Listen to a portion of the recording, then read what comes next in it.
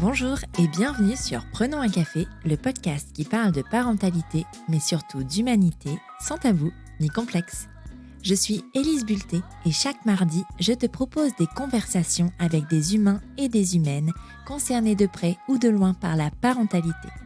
Nous échangeons sur des sujets importants de société, souvent éloignés des contes de fées, mais toujours criants d'actualité.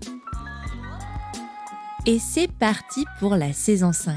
Quelle joie de te retrouver pour un épisode inédit de Prenons un café. Après cet été de pause bien mérité, je te propose de reprendre avec l'histoire de Justine. Justine est lilloise, maquilleuse de profession et mère de 2 enfants. Justine a 2 enfants, oui, mais elle est tombée enceinte 4 fois. La première fois par surprise, alors qu'elle prenait la pilule et qu'elle n'était avec son conjoint que depuis 9 mois.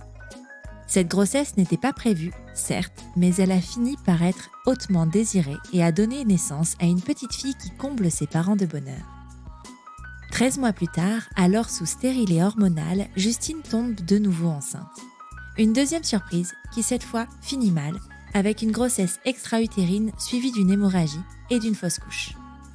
Après ce traumatisme, la 3e grossesse arrive rapidement. Mais cette fois, elle est désirée, planifiée, et un superbe petit gars rejoint le clan. Et puis, il y a cette 4e grossesse, dont l'annonce sonne comme une mauvaise blague. Cette grossesse qui n'est ni prévue, ni désirée, et qui finit par le choix de l'IVG. Tu l'auras compris, la grossesse n'est pas toujours une question de choix. Donner la vie, en revanche, devrait toujours l'être. Et c'est bien pour cette raison que Justine raconte son histoire à mon micro aujourd'hui. Tu pensais être seule à galérer ? Mets tes écouteurs et prenons un café. Bonjour Justine. Salut Élise. Bienvenue sur Prenons un café, sur ce premier épisode que j'enregistre depuis Mathusalem un petit peu, donc je suis un peu rouillée, mais ça va le faire. Oui. Est-ce qu'avant de commencer, tu peux nous dire un petit peu qui tu es, s'il te plaît ? Alors moi, je suis Justine, j'ai 29 ans, je vais avoir 30 ans en janvier. Je suis maquilleuse et je suis en couple avec Tim depuis 5 ans à peu près. Et on a 2 enfants, Rosalie qui a 3 ans et demi et Clarence qui a un peu plus d'1 an, qui vient d'avoir 1 an. Félicitations. Merci. Je vais te poser la question traditionnelle de Prenons un café. Est-ce que tu as toujours désiré être mère ? Non. En fait, alors c'était pas un non catégorique du tout. C'était plutôt, je vois pas pourquoi ce serait une suite logique dans ta vie. Et je détestais ce truc de, est-ce que tu vas avoir des enfants ? Je sais pas. Ah, tu verras, t'es jeune. Tu vois un peu ce truc classique là. Donc ça m'énervait qu'on n'ait pas le droit de se questionner à ce sujet. Et donc ça m'a fait me questionner encore plus sur le fait d'en vouloir ou pas. Et donc c'était pas du tout une évidence pour moi. Il y avait pas du tout d'envie à fond, enfin voilà.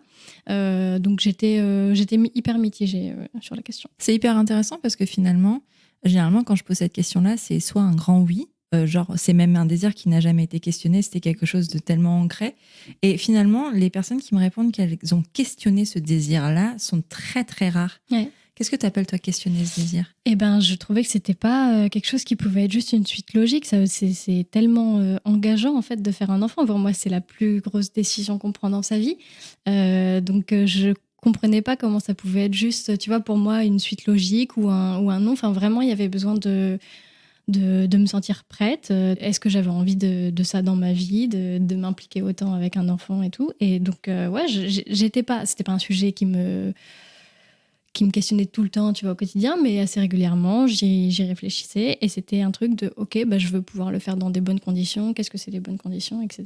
Donc, voilà. Ok. Et alors, comment c'est arrivé dans ta vie, un peu, la maternité, finalement ? Eh ben, c'est arrivé par surprise. Ah, parce que, si je calcule un petit peu, tu m'as dit ta première, elle a 3 ans et demi ouais. Et ça fait 5 ans que tu es en couple. Ouais, en fait, je suis tombée enceinte au bout de 9 mois. Ouais. Sous pilule.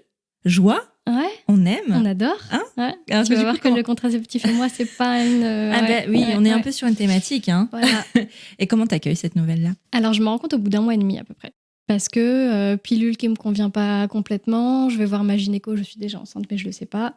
Elle me dit qu'on va changer de contraceptif, tu vois, et donc que je vais pas avoir mes règles, voilà, normal. Donc je me rends compte au bout de quasiment un mois et demi. Un peu le truc de j'ai changé de pilule, je sais plus où j'en suis dans mon cycle, j'ai pas eu mes règles, donc bon, pour me rassurer, je fais un test. Sauf que le test, pour se rassurer, il est positif dans la seconde, 2 barres violettes, quoi, tu vois. Enfin, vraiment, le truc, il n'y a pas de doute. Ouais. Voilà. Et moi, dans le déni complet, je me dis, j'ai peut-être mal fait pipi dessus, ou je sais pas, tu vois. Je vais quand même aller en racheter un. Enfin, tu vois, grosse claque, mais un peu dans le déni quand même, je me dis ça. Donc, je vais en racheter un direct, je le refais, positif.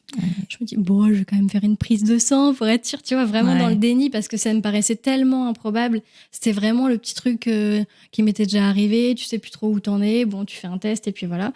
Et en fait, grosse claque. Et donc, assez vite, moi, j'ai senti que j'avais envie de garder ce bébé.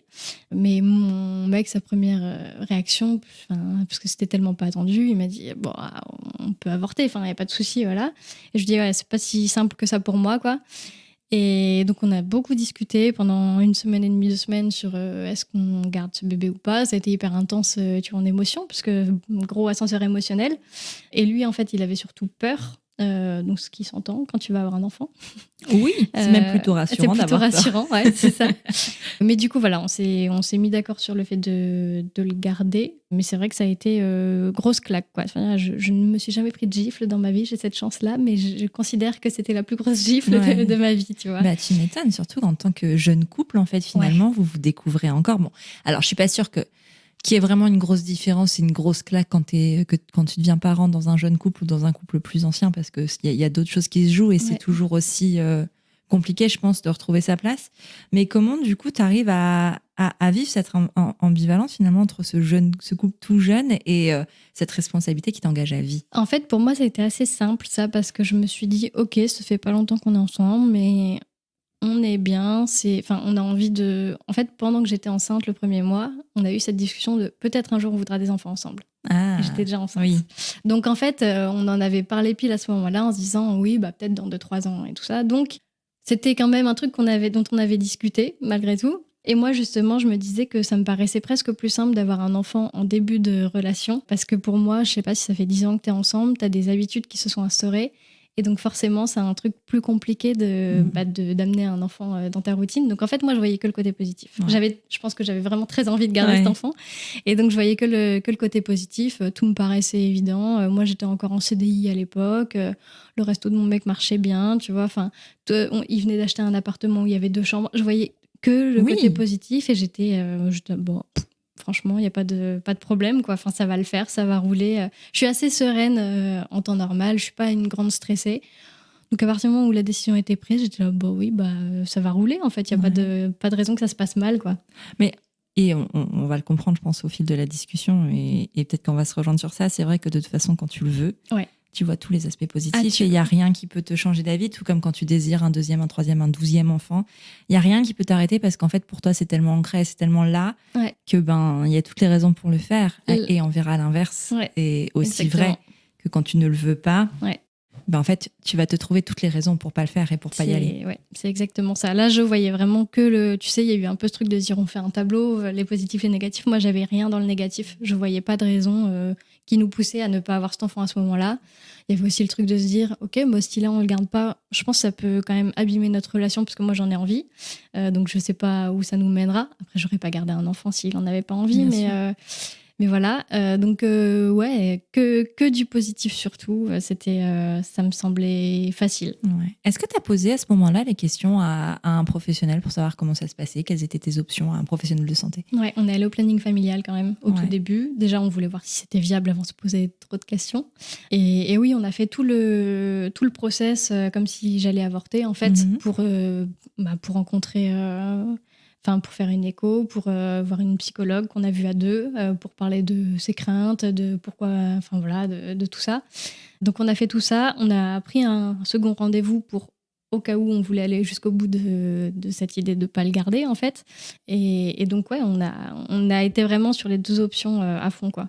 C'est hyper sain finalement de vraiment se poser la question. Bon, alors c'est vrai que tu te poses moins la question quand c'est quelque chose de désiré et prévu finalement, parce que t'as pas ça. Mais le cheminement est intéressant quand même d'aller voir quelqu'un pour poser les bonnes questions, pour aller parler de tes anxiétés, tes angoisses finalement à propos de ça. C'est hyper riche finalement. Ouais, le rendez-vous avec la psychologue du planning familial était hyper intéressant aussi parce que du coup, elle questionnait l'un et l'autre. Enfin, voilà, tu vois, c'était vraiment un vrai échange que parfois, nous, on arrivait moins à avoir sans une tierce personne aussi.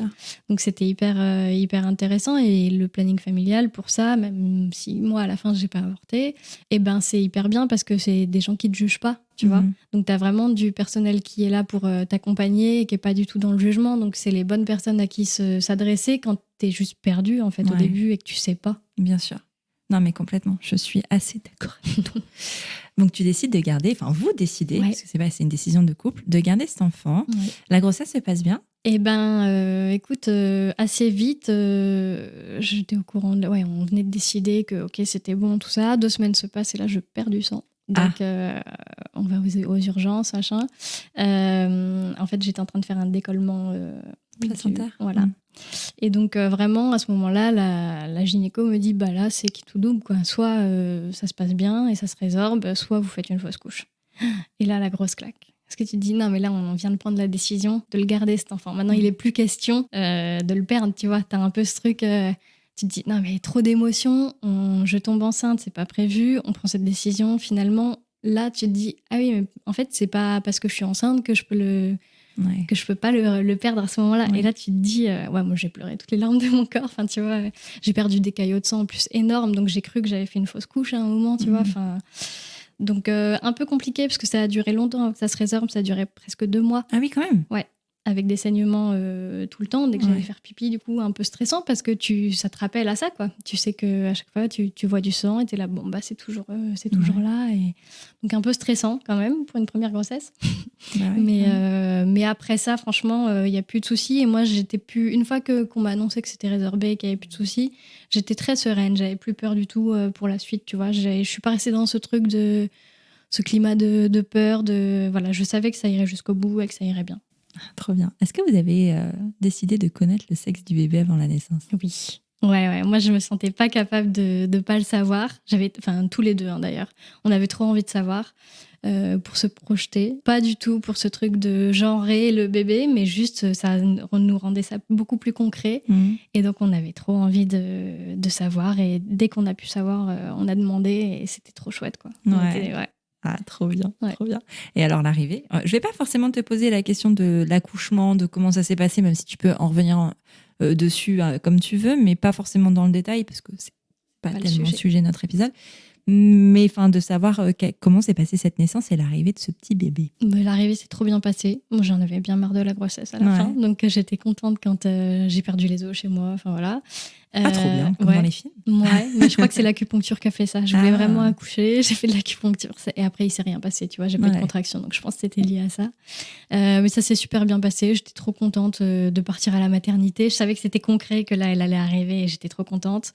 Je n'avais pas de contraction. J'ai regardé Titanic le soir dans la chambre. Franchement, trop bien. Meilleur programme. Eh bien, écoute, pour un film qui parle d'eau et de perte des os, Titanic, c'est pas mal. Ça passe bien. Mais voilà, l'accouchement s'est super bien passé. Moi, je fais partie de celles qui adorent accoucher. Eh bien, il en faut. Et franchement, mine de rien, c'est important de le dire aussi. Ouais. Parce qu'on entend beaucoup, forcément, c'est un peu le propre aussi des podcasts liés à la maternité, des scénarios un peu catastrophes et des accouchements qui se passent pas bien, mais en fait, dans la majorité des cas, en vrai, ça se passe bien. Ouais. Et je pense que c'est aussi important de le dire. Ça s'est hyper bien passé, c'était cool, l'équipe était bien, ils faisaient des blagues, on rigolait vachement, j'ai poussé 10 minutes, elle était là, j'ai eu une toute petite déchirure, j'ai eu genre un point, tu vois, rien quoi. Et donc c'était hyper facile, j'ai accouché, quand il était temps de retourner dans la chambre, elle dit bon on y va, machin. Donc moi je me lève, elle me dit qu'est-ce que vous faites, vous montez sur le lit. Je dis ah bon je sais pas, moi j'y vais à pied quoi, je suis bien. Tu vois, vraiment pas du tout les trucs, les gars. pas du tout traumatisée de l'accouchement. Vraiment j'étais prête à y aller avec mon bébé dans les bras. Trop bien. Donc très cool. Ah chouette. Ouais. Et alors vos débuts de parents, de tout jeunes parents? Eh ben, je pense comme beaucoup de débuts de parents, des ajustements à faire, quoi. Ouais. Après, franchement, ça s'est bien passé. Moi, j'ai eu un peu ce truc de perte de liberté à un moment, au bout de, je sais pas, 3 semaines, 1 mois, parce que mon mec a très vite retravaillé, qu'il a un resto qui est à lui, compliqué de quand on est à son compte, c'est compliqué. Hein. Voilà. Et puis bon, c'était il y a un petit moment, il n'y avait pas encore tous ces dispositifs de congé paternité. Aussi. Et donc, il y a eu ce jour où je me suis dit, ah, mais là, j'ai juste envie d'aller faire des courses au bout de ma rue, mais ça me paraît être une montagne. Tu sais, un peu le truc de, je peux pas juste prendre mon manteau, ma clé et y aller, tu vois. Ça. Là, c'était en hiver en plus que j'accouchais, donc il faut l'habiller, mais comment je l'habille et machin. Et je me suis dit, la grosse, tu vois, responsabilité, mais aussi perte de liberté il y a plus d'improviste, en fait. Il y a plus de spontanéité. Il y a plus de, voilà. Et donc ça a été un peu dur pour moi au début. Genre, quand j'ai fait ma rééducation du périnée, c'était le meilleur moment pour moi d'y aller toute seule, tu vois, et de marcher dans la rue pour aller toute seule. C'était trop bien, quoi. Ce sentiment de liberté, il était hyper agréable pour moi à vivre. Donc ouais, c'est un petit peu difficile. Après, avec la fatigue aussi, tu te prends la tête. On est parti du principe que ce qu'on se dit la nuit, ça compte pas avec la fatigue. C'est un excellent principe. Franchement, quand même, tu vois, parce que bon, il y a des fois où tu te parles mal, quoi. Ah oui. Vraiment. Mais on a trouvé nos ajustements et ça s'est fait bien et on était quand même très heureux, tu vois. Enfin, rien de... Voilà, les ajustements classiques de... Il y a une nouvelle personne dans ta vie que tu connais pas, que tu apprends à connaître. Plus tu dors pas, donc ça... Mais ça s'est vraiment bien passé. T'en parles après, en fait. C'est ça le truc, c'est que tu dis, oui, ce qui se dit la nuit, on l'oublie. Bon, ça dépend parfois. Non, pas toujours. Mais, bon. mais l'idée, c'est en fait d'en parler après et de remettre les choses au point et de s'excuser quand c'est nécessaire aussi. Parce que je pense que de légitimer le sentiment de l'autre et dire, OK, là, j'ai merdé, c'est aussi important. Quoi.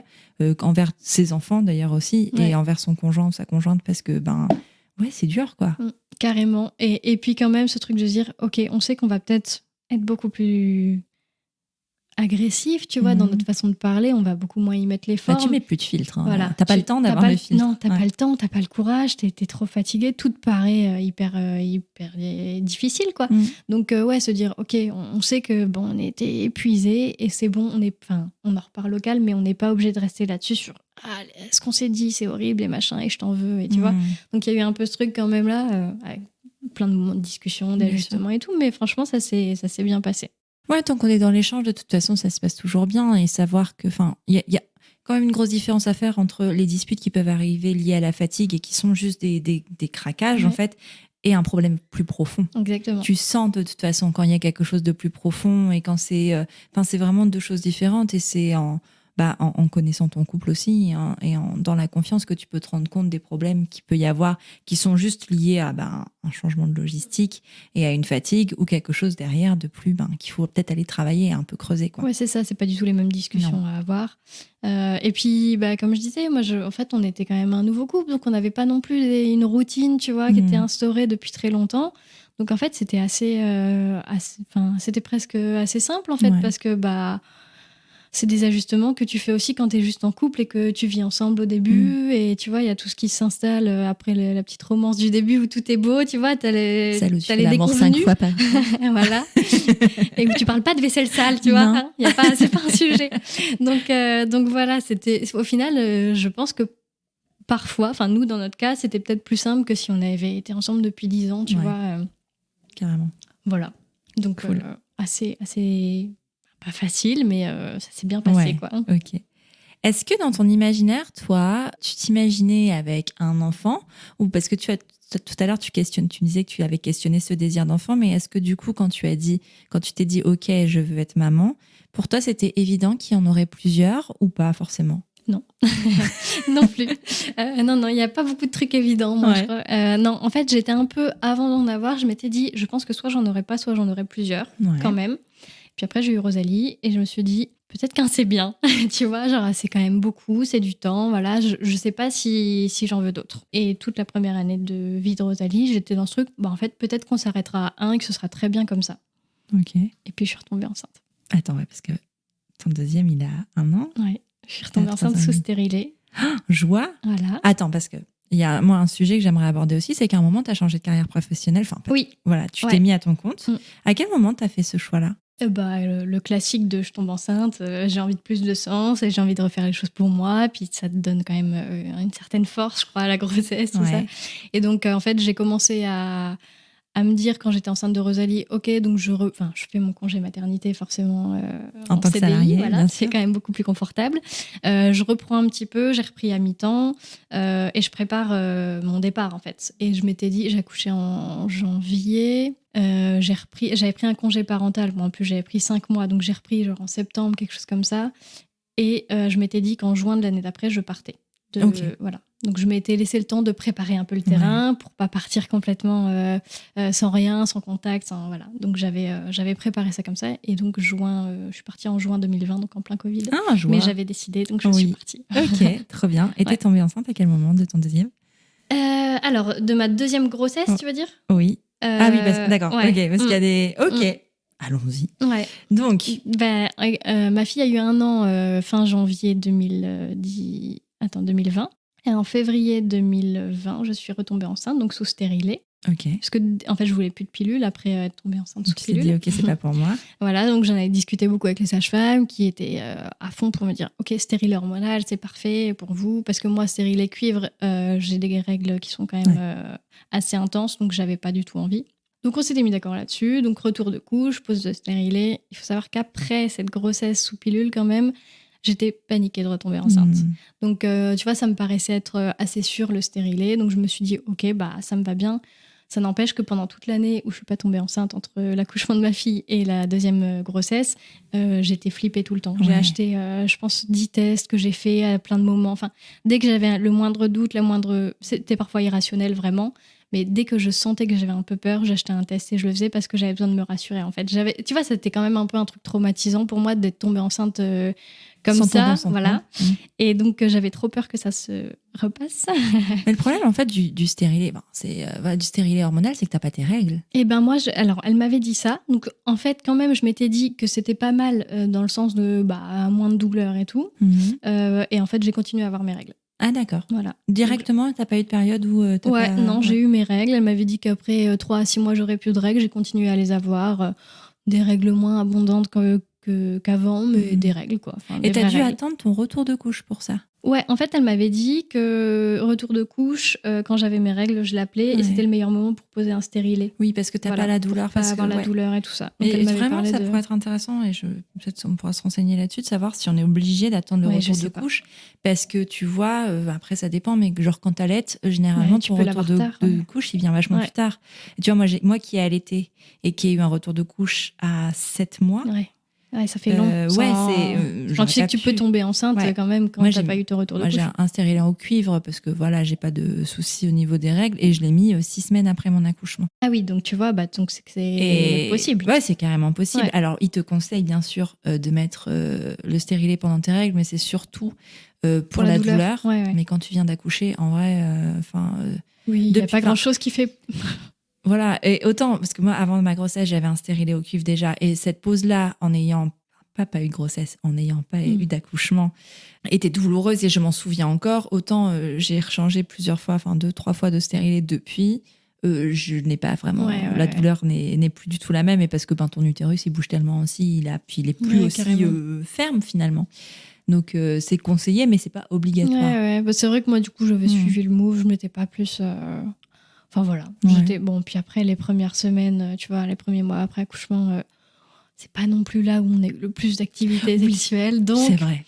C'était pas trop, tu vois. Mais à partir du moment où j'ai eu ce stérilet, j'étais quand même flippée que ça recommence. Ça recommence. Et c'est recommencé. Voilà. C'est fou, tu nous racontes un petit peu cette histoire. Ouais, donc en fait, là, je m'en suis rendu compte assez vite. Surtout si tu faisais des tests à peu près tout le temps. Et ben là, là, j'étais un peu dans le déni encore de ce truc-là, mais c'est bizarre, à chaque fois que je tombe enceinte, je me dis non, enfin tu vois. Et pour Rosalie, j'avais eu quand même aussi beaucoup de symptômes. Après coup, je m'en suis rendu compte. J'ai été dégoûtée de la mozza en mangeant. Enfin, tu vois, j'ai eu des dégoûts de ouf. Je supportais plus aucune odeur. Enfin, il y avait vraiment plein de trucs. Les signes. Donc, j'ai quand même des signes de grossesse. Et là, j'avais des seins énormes. Mon mec me dit, mais qu'est-ce qui se passe, tes seins, là, ils sont énormes et tout. Je vais boire un verre avec une copine, elle me dit pareil, elle me dit, mais Justine, tes seins, genre, c'est n'importe quoi, tu sais, le truc. Ah oui. Et je sais pas, le lendemain matin, je prends une douche et tout, je me dis, mais quand même, c'est vrai que c'est chelou, tu vois. Et donc, je fais un test, enceinte. Et donc là, je me dis, c'est quand même un peu... moins le choc que la première fois. Un peu le truc de... J'avais un peu le sentiment que ça allait me réarriver. Je sais pas pourquoi, mais je le sentais un peu comme ça. Et je me dis, c'est quand même fou, tu vois. Enfin, et d'un côté, j'étais presque contente parce que je me suis dit, ça valide le fait que la première fois, j'ai pas oublié ma pilule. Parce que tout le monde me disait un peu, c'est un oubli, c'est un truc et tout. Et j'étais là, mais vraiment pas, en fait. J'ai rien oublié, tu vois. Et ça validait un peu ce truc de, ok, c'est pas de ma faute, en fait, tu vois. Enfin... Mais vraiment, le poids de la contraception sur les femmes, c'est quand même quelque chose parce que pour être tombée enceinte aussi sous pilule, c'est le premier truc qu'on te dit en fait. Moi, j'étais jeune, moi j'avais 20 ans et c'est encore plus culpabilisant. Et où on te dit, en fait, c'est ta faute parce que t'as pas oublié, parce que tu n'as pas fait attention. C'est ça. On culpabilise jamais les mecs. Non, jamais, eux. Alors qu'en fait, eux, de rien, bien sûr. non plus, ils n'avaient pas de capote, ou Oui, ils voilà. avaient pas. Enfin, je veux dire, on était deux, a priori, Bah oui. sur ce truc-là. Et ils pourraient prendre cette charge, Bien en fait, sûr. mais pas du tout. Maintenant, c'est toujours les femmes qu'on culpabilise. Je trouve ça assez incroyable. Bah, tu verras que jusqu'au bout, à aucun moment, jamais on m'a parlé de contraceptif masculin, de ce qui est possible pour eux, tu vois. Jamais dans tout le parcours. Donc, et pourtant, quand tu sais que je suis tombée enceinte sous pilule et sous stérilet déjà, tu peux te dire peut-être on va cibler sur lui plutôt que sur moi. Enfin, tu vois. Parce que c'est qu'il y a déjà un haut niveau de fertilité. Voilà, je crois qu'on est très compatibles. J'étais jamais tombée enceinte avant, donc je considère qu'on est très compatibles. C'est lui. Voilà. donc ouais, enceinte sous stérilet. Directement, je sais que sous stérilet, potentiellement, tu vois, il peut y avoir des complications. Donc je me dis, on va voir si c'est viable déjà, tu vois. Donc, je contacte ma sage-femme, on en discute, elle me redirige vers un gynéco pour enlever mon stérilet et voir s'il était bien placé ou s'il avait bougé. Donc il était bien placé, il n'avait pas bougé. Il me l'enlève et donc il regarde, parce qu'en fait on se dit, bah, qu'est-ce qu'on fait si c'est viable? Est-ce qu'on garde le bébé ou pas? Et là on se dit, bah oui, parce qu'en fait, potentiellement, on aura peut-être envie d'en avoir un autre. Et moi, en fait, j'ai été contente quand même. On s'est réjouis en fait de cette grossesse, tu vois. Donc on s'est dit... Franchement, dans 10 ans, 20 ans, on leur racontera qu'ils ont choisi quand ils voulaient venir. Quoi. Tu vois, et c'était une belle histoire un peu de se dire ça. Et donc voilà, mais directement, le gynéco me dit, je vois pas de signe de grossesse dans l'utérus. Donc, soit on voit rien pour l'instant, soit c'est une grossesse extra-utérine, mais l'endomètre est vraiment fin. Donc, quand même, on soufflera quand on sera sûr que c'est pas une grossesse extra-utérine. Et puis lui, il partait en vacances le soir même, tu vois. Donc voilà. Il me dit juste de refaire une prise de sang. On voit que le taux a baissé. Donc on sait que directement, ce sera pas une grossesse viable, tu vois. On sait que je suis en train de faire une fausse couche au mieux, quoi. Et du coup, c'est tout. On me dit, du coup, vous faites des prises de sang tous les 2 jours pour vérifier que le taux baisse. Voilà, c'est tout. Okay. Et en fait, moi, j'ai été prise la semaine d'après de douleurs de ouf. Mon mec était au boulot, je venais de coucher ma fille, de la mettre à la sieste. Et là, j'ai des douleurs, mais je suis pliée en deux, je peux plus bouger et tout. Donc je l'appelle, je lui dis, mais rentre, parce que je pense que je suis en train, tu vois, je savais pas ce que c'était une fausse couche, en fait. Donc je me dis, est-ce que je vais juste saigner un peu? Est-ce que je vais vraiment perdre quelque chose? Est-ce que ça va être hyper douloureux ou pas? Donc pour moi, là, ce signe, c'était genre, je suis en train de faire une fausse couche, quoi. Littéralement, à ce moment-là, je suis en train de perdre quelque chose. Et donc, je lui demande de rentrer. Il rentre, on va aux urgences parce que vraiment, j'étais pliée en deux, je supportais pas qu'il me touche. Voilà. Ouais. Donc, on attend des heures aux urgences. L'interne me dit elle m'auscule, tout ça, elle fait une écho. Elle me dit je parie sur une grossesse extra-utérine dans la trompe gauche. Je lui dis super, on lance les paris.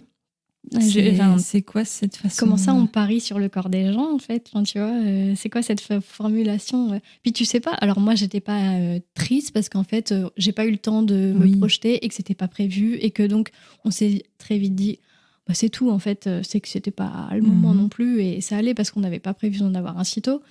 Mais en fait, si c'est quelqu'un qui le souhaite, ce bébé, tu lui dis pas je parie comme ça sur une grossesse extra-utérine. Enfin, j'ai trouvé ça vraiment violent comme propos. Donc je lui ai dit super, on fait des paris. Et elle m'a dit non mais bon, elle essaie de se reprendre un petit peu, mais voilà. Non mais le choix des mots, il a tellement d'impact et à force d'écouter des témoignages aussi, notamment sur les fausses couches, beaucoup sur les avortements aussi, mais en tout cas même sur le deuil périnatal en général, de toute façon. Enfin, en fait, le choix des mots, juste faire attention parce que il y a des phrases qui restent toute la vie. Carrément. Il y a des phrases qui peuvent pas être oubliées, en fait. C'est pas anodin et à quand des formations pour les médecins sur l'empathie et sur la façon de dire les choses. Enfin, il y a des façons d'annoncer les choses, il y a des techniques de communication. On les utilise en entreprise, pourquoi pas dans le corps médical, je sais pas, quand on traite de l'humain. Parce qu'ils sont supérieurs, quoi. Alors, encore une fois, et vraiment, on va remettre les choses dans leur contexte, c'est pas tous les personnels médicaux. Mais enfin, ça me saoule presque de devoir le dire parce que c'est pas tous les personnels médicaux, non, tout le monde n'est pas comme ça, mais il n'empêche que ça existe. Et en fait, ça existe quand même beaucoup. Ça crée des traumatismes et c'est pas normal. Voilà, ça il faut le dire aussi, tu vois.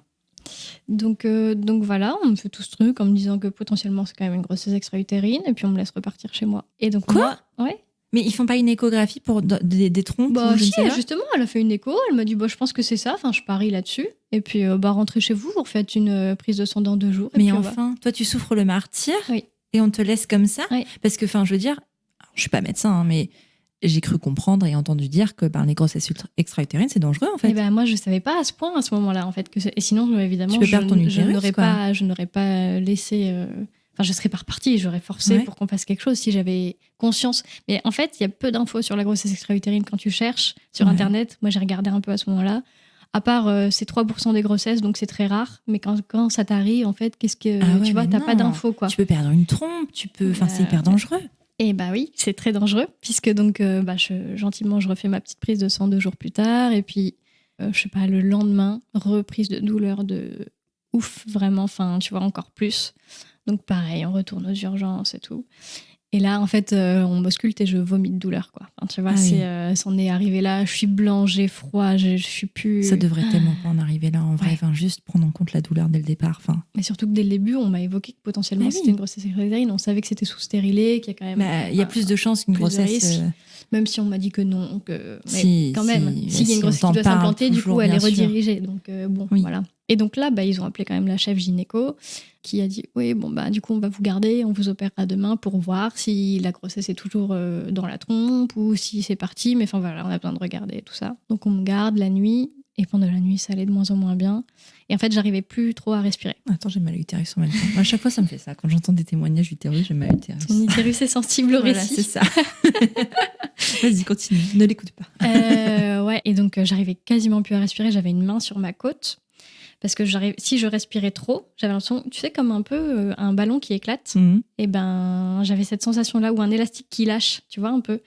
Si je respirais trop fort, ça me faisait ça. J'avais l'impression qu'il y avait un truc qui éclatait à l'intérieur de moi. Donc ça devenait quand même un peu gênant. Mais non, mais enfin, comment on peut te laisser avec autant de douleur sans la prendre en charge, quoi? C'est que, enfin, je veux dire, merde, enfin, le corps, il est bien fait. Je suis vulgaire, hein, mais le corps, il est bien fait. S'il y a une douleur, c'est qu'il y a un problème, que ce soit un problème physique ou un problème psychique, parce Ouais. que même quand tu somatises, ça veut Ouais, dire qu'il y a carrément. quelque chose. C'est qu'il y a un problème.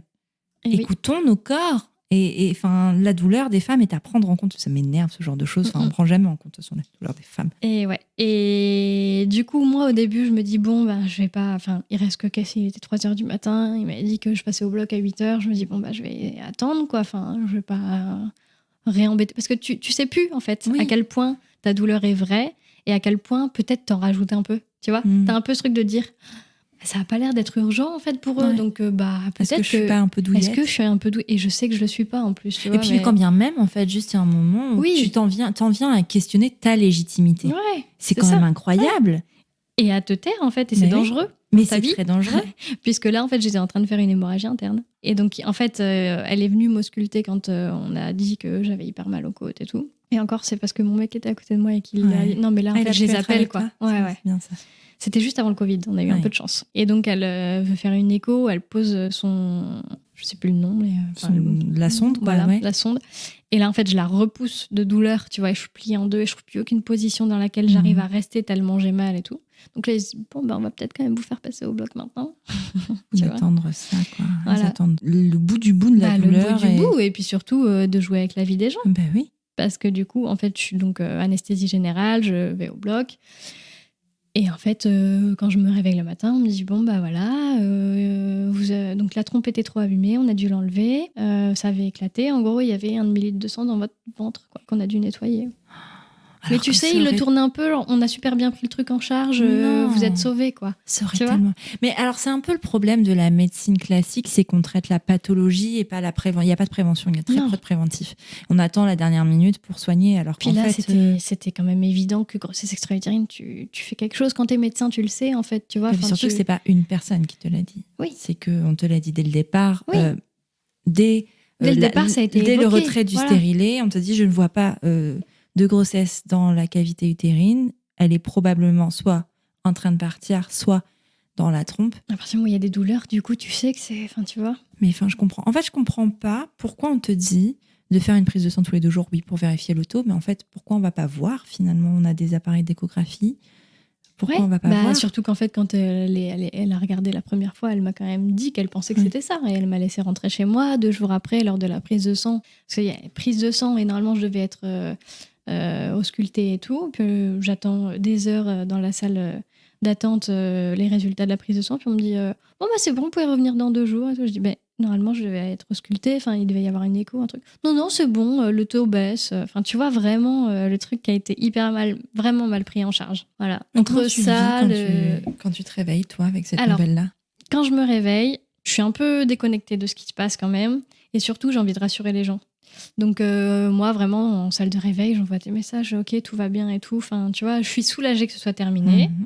Et j'ai envie de rassurer mes proches, surtout. Donc, je leur dis, non, mais ça va, enfin, tout va bien. Il y a même des gens à qui je dis rien. Je continue un peu dans le déni. Je réponds à des trucs de boulot. Enfin, tu vois, le truc vraiment... C'est quand je rentre chez moi, après que j'ai un moment de... Alors, au début, je fais que dormir. Déjà, il y a ça aussi. Je suis opérée dans la nuit du vendredi. Le samedi matin, je sors. Enfin, tu vois, je reste vraiment pas longtemps.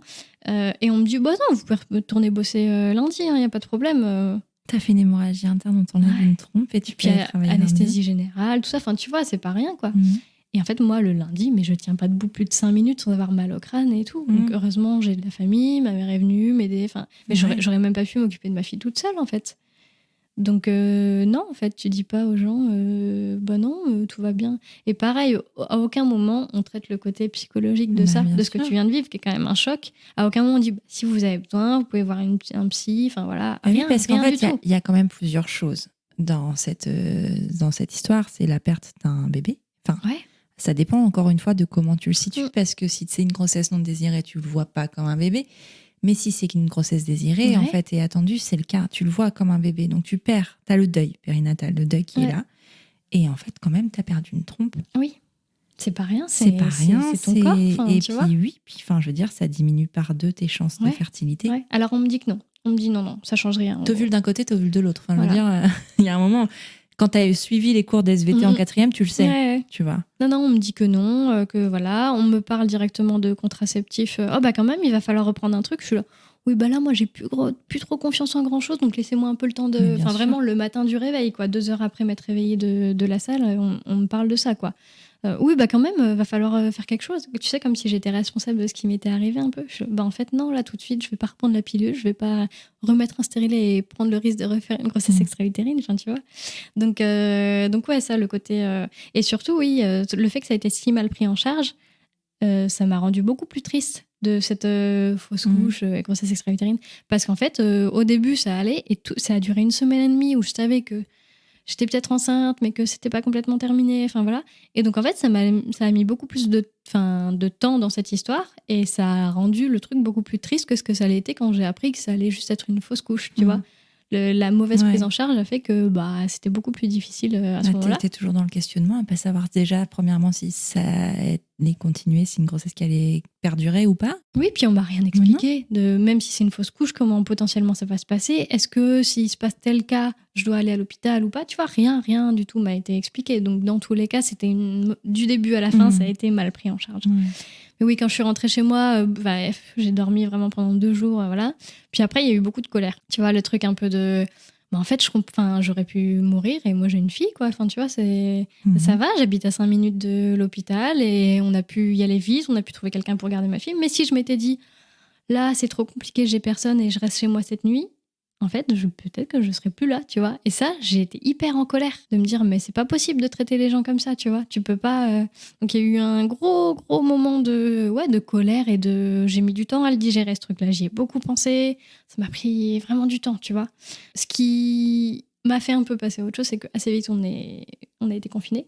Oui. Donc, t'avais plus trop le temps de penser non plus à tout ça, tu vois. Et j'ai été quand même soulagée de ne pas faire cette grossesse extra-utérine 3 semaines après, parce que là, je pense que la prise en charge aurait été encore pire. Bah déjà, tu aurais été seule à l'hôpital, tu n'aurais pas eu ton mec qui t'aurait poussé justement à appuyer sur ce bouton de sonnette. Et puis ouais, ils auraient été encore plus débordés. Pareil, et tu vois, donc j'étais dans ce truc de je suis super en colère et en même temps, je me sens un peu chanceuse que ce soit arrivé à ce moment-là et pas plus tard. C'est fou de se sentir chanceuse dans cette situation quand même. Tu vois. Mais voilà, mais donc beaucoup de colère, ça m'a duré vraiment plusieurs mois où j'y repensais à fond et c'était, tu vois, ça restera, je pense, même si maintenant je suis ok avec ça, ça restera toute ma vie un peu un traumatisme quand même, tu vois, un truc dur, quoi. Enfin, en fait, quand j'étais sur le lit avant d'être prise en charge pour l'opération, j'ai dit à mon mec, je veux plus jamais avoir d'enfant, en fait. Je veux pas prendre le risque de revivre ça, c'est trop injuste d'être une femme et de prendre ces risques, tu vois. Enfin, et donc vraiment, j'ai eu ce truc de, mais plus jamais, quoi. Enfin, et les mois qui ont suivi, c'était hors de question pour moi de réavoir un enfant. Et ça apporte aussi un gros truc, ce problème de contraception, c'est que moi, alors ça, je m'en suis rendu compte bien après, pas sur le moment, mais en fait, j'ai eu une baisse de libido de Tu ouf. m'étonnes. Parce qu'en fait, j'avais l'impression que chaque rapport, potentiellement, je pouvais tomber enceinte. Et donc, il Bien n'y avait sûr. plus rien de spontané, tu vois. Et c'était hyper... j'avais pas envie, quoi. Parce que je pense que ce truc de... Ah, mais là, en fait, à chaque fois que je fais l'amour, je prends un risque. Mais c'est ça, c'est que Et t'associes. c'est hyper violent, tu Et vois. puis, Tu enfin, ouais, t'associes, ouais. l'intellectualises comme ça. Et c'est... C'est genre, t'imagines, t'associes le sexe à la mort. Enfin, Bah c'est oui. ouf. À la mort ou au fait d'avoir forcément presque un Ouais. bébé, tu vois. Parce que pilule stérilée, tu te dis en peu de temps, quand même. Donc, tu te dis, mais... Je fais quoi en fait, tu vois. Mais je trouve que ça en dit beaucoup sur l'inconsidération du corps de la femme, parce que je veux dire, même après ça, enfin je veux dire, la première grossesse sous pilule, et t'as quand même risqué ta vie avec un stérilet, c'est que quand même la contraception féminine n'est pas adaptée à toi Bah oui. et à ton corps. Et parce que t'es une femme, à aucun moment on se dit peut-être qu'il y a d'autres solutions en fait. Ah non, jamais. Jamais, il n'y a pas d'autre solution. Alors si, la solution d'après, c'était l'implant. Tout le monde, depuis, a voulu me faire poser un implant. Et je leur disais, mais en fait, je fais quoi? Je pose un implant. Donc déjà, j'ai pas envie de reprendre des hormones, mais je pose un implant et puis je tombe enceinte et je dis, ah bah ça non plus, ça marche pas. En fait, c'est pas possible, tu vois. Je vais pas tester tous les trucs en me disant, ah bah non, ça non plus, échec. Puis c'est pas tu vois, prendre en compte ton trauma non plus. Ouais. Qui est lié à la contraception finalement. Et donc c'était ça, la solution de tout le monde, c'était mais l'implant c'est le truc le plus sûr. Je disais, ah bah déjà, vous aviez qu'à me le dire au début que c'était le truc le plus sûr. Bah, bien sûr. Voilà. Mais ouais, non. Puis est-ce que c'est vraiment le truc le plus sûr? Je suis pas sûre, parce qu'en fait finalement le truc le plus sûr c'était presque le stérilet hormonal, puisque tu as la barrière physique plus les hormones, donc normalement c'est censé être ça.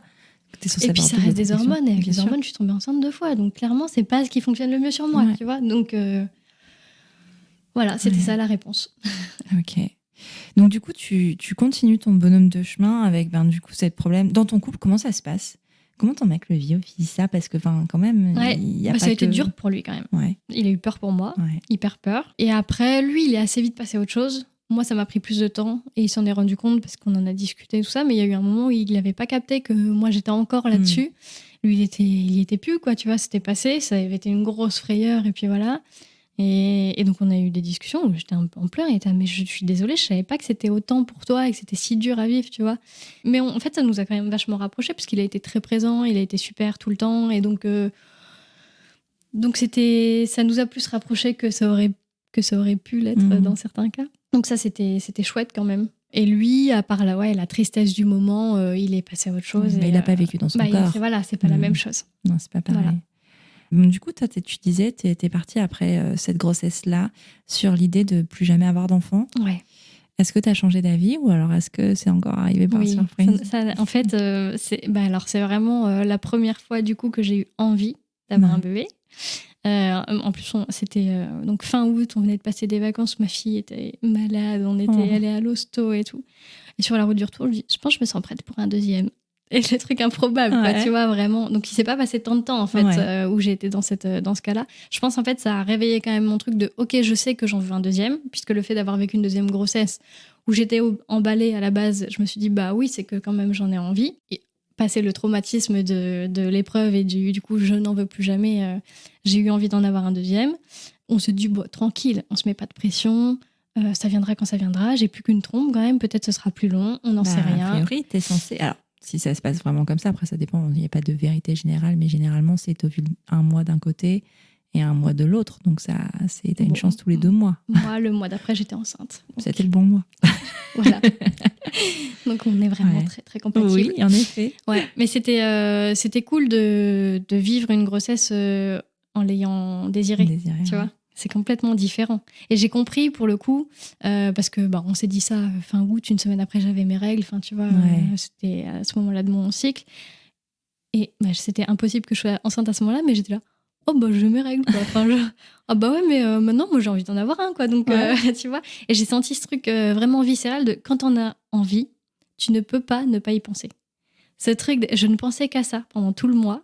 Et ça m'a duré qu'un mois, c'est quand même très peu. Non, mais je comprends. Mais j'ai pensé qu'à ça et j'étais là, mais je comprends pas en fait qu'on puisse dire aux gens non mais n'y pense pas, ça viendra. Quand tu le veux, tu ne peux pas faire autrement que d'y penser. C'est fou, je trouve. Tu vois, il y a un truc vraiment fort de non en fait, maintenant je le veux donc je le veux, quoi, tu vois. Et je me suis dit putain, ça doit être vraiment vraiment dur quand ça met longtemps, parce que cette envie là, tu vois, je pense qu'elle passe pas en fait. Quand tu l'as, elle est viscérale et ouais, c'est en toi, quoi. Et tu peux pas aller contre, il y a rien de rationnel à ça, c'est que tu as envie d'avoir un bébé. Voilà, bon, moi j'ai eu la chance que ça arrive vite. Oui. Donc contente, et en même temps, tu vois, je l'ai annoncé à mon mec, tout pourri. Il rentrait du boulot, j'avais caché le test sous un coussin, je m'étais mise dans le canapé et je m'étais dit, il va venir, il va s'asseoir et puis il va le voir, tu vois, il va le soulever puis il va le voir et tout. Et en fait, pas du tout, donc je rigolais comme une débile. Et il me dit, mais qu'est-ce que t'as, pourquoi tu rigoles comme ça et tout. Je dis, regarde. Et en fait, il était, ah ouais, non mais déjà. Ah ouais, non mais... Ah non, mais on s'était dit qu'on n'était pas pressés, quoi, tu vois. Donc un peu ce truc-là, mais on était quand même hyper contents. Mais tu sais, truc de c'est allé vite, quoi. Enfin, on l'a dit, ça y est, c'est là, quoi. Et début de grossesse un tout petit peu stressant parce que j'avais trop peur de refaire une grossesse extra-utérine. Donc tant que j'ai pas fait d'écho qui me prouvait que la grossesse était bien située, franchement, j'étais en stress. Il y avait les douleurs ligamentaires, tu sais, du début que j'ai eu assez fortes quand même. J'étais paniquée, tu vois. J'étais là. Mais ok, mais là on m'a dit que ça servait à rien de faire une écho, c'est trop tôt. Mais moi, là, en fait, je suis trop stressée de. Et si c'est ça et que du coup j'attends et que je me rends pas compte et que ça refait pareil et que j'ai plus de trompe, enfin tu vois, pareil, irrationnel un peu parce que tu dis oui la probabilité, mais en fait là moi mon histoire elle me prouve que la probabilité c'est pas toujours. Oui, et puis même de manière générale, c'est prendre en compte un stress puisque le stress est un facteur aussi de fausse couche et un stress de je comprennent pas en compte la santé mentale des mères. Ça va être vraiment un combat sur cette saison et sur toute ma vie, je crois, de parler de santé mentale des mères parce que c'est de ça qu'il s'agit. Ouais, parce que c'est un gros dossier. Ouais. Parce que c'est pas simplement un amas de cellules qui grossit dans un utérus. C'est pas juste ça. Ouais. C'est pas juste toi qui portes un enfant. Tu n'es pas juste un sac à donner la vie. C'est ça. T'as des émotions. T'es un humain, quoi. Voilà. Et c'est pas juste vérifier que ton cœur bat bien, que son cœur bat bien. Que t'as pas pris trop de poids. Et que... C'est pas ça. Il n'y a pas que ça. Ouais. Il y a beaucoup dans le mental et pour plein de choses, pour prévenir des dépressions prénatales, postpartum et tout ce qu'il y a en fait autour de ça. Je ne comprends pas comment on ne peut pas prendre à égalité la santé physique et la santé mentale des mères, mais des personnes en général, mais là, on parle des mères. Pourquoi c'est pas pris en compte ? Pourquoi, si toi, en tout début de grossesse, t'es stressée, pourquoi quand t'en parles, ou si t'en parles à ton médecin, pourquoi il dit pas, ok, dans votre cas de figure, on va faire une échographie avant le temps décidé ? Ouais, là, moi, on m'a dit non. On m'a dit non, ça sert à rien, on verra rien. Mais ça sert à rien. Alors que je l'ai verbalisé, tu vois, j'ai dit franchement, ça m'inquiète quand même, j'ai un peu peur de ça et tout. Et en fait non, eux, ils suivent les process. Et pourtant, j'étais suivie par des gens vraiment bien, tu vois, dans le cadre d'une grossesse classique. Ils sont bien, mais en fait, dès qu'il y a un peu de psychologie derrière, et puis il y en a toujours, en fait. Enfin, et il y en a toujours. Il n'y a pas d'histoire on devient parent. lisse. Et puis, pardon, mais on devient parent. S'il n'y a pas de psychologique à ce moment-là, quand est-ce qu'il y en a ? Oui. Je veux dire, c'est la grosse transition, c'est à ce moment-là qu'il y a tout. En fait, et qu'il y a tellement de choses qui peuvent se jouer, qui sont liées avec des traumas de l'enfance, avec même sans avoir de trauma de l'enfance. Enfin, tout se joue à ce moment-là. C'est un gros bouleversement de vie et que tu n'as jamais vécu et que tu ne peux pas savoir comment tu vas y vivre. Enfin, bien sûr. Non, mais de toute façon, il y a un truc, il y a un moment, il va falloir poser les mots, c'est que le suivi psychologique devrait être obligatoire. Ouais. Même aussi obligatoire que le suivi obstétrical. En fait, c'est la même chose. Bah oui, mais... Au moins une fois. Au moins un rendez-vous, tu vois. Mais là, il n'y a rien, quoi. T'as un peu le rendez-vous du 4e mois. Mais c'est physique, c'est pas... Non, c'est pas pareil. C'est pas du tout pareil. Non. Mais je pense que pour eux, ça équivaut un peu à ça, quoi. Ouais, tu peux poser des questions et puis c'est bon. C'est pas le cas, nous. C'est pas des psys, on parle d'un psychologue ou d'un médecin psychiatre. On parle pas de sage-femme ou de gynécologie. Ouais. Et puis, juste adapter. Qu'est-ce que ça leur coûte de faire une échographie à une femme qui a vécu une grossesse extra-utérine pour la rassurer ? Si ça permet d'avoir, en fait, juste une grossesse sereine qui se passe bien, parce qu'en fait, malheureusement, le stress aussi peut induire d'autres pathologies. Et si c'est pour éviter ça, encore une fois, le préventif, en fait. Le préventif n'existe pas et c'est bien ça le problème. Carrément. Mais bon, voilà. Donc, ça n'est pas encore... peut-être que... j'espère, je pense que ça va évoluer, mais c'est trop lent. C'est un peu trop lent. C'est pour ça qu'on fait ça. Aussi. Mais ouais, du coup, un peu de stress à ce moment-là, forcément. Et j'étais sereine une fois que j'ai fait une écho qui m'a prouvé que tout allait bien. Et après, pareil, j'étais pas du tout stressée que ça n'aille pas. Tu vois, j'ai pas eu le truc de me dire peut-être je vais refaire un décollement ou... Peut-être que ça ira pas jusqu'au bout. Après, j'étais sereine de savoir qu'il était au bon endroit, quoi. Ouais. déjà. Et donc ça allait rouler, il n'y avait pas de souci, tu vois. Pour Et moi, est-ce que ça a roulé? Ouais, Ah, ça a cool. roulé. Ouais, carrément.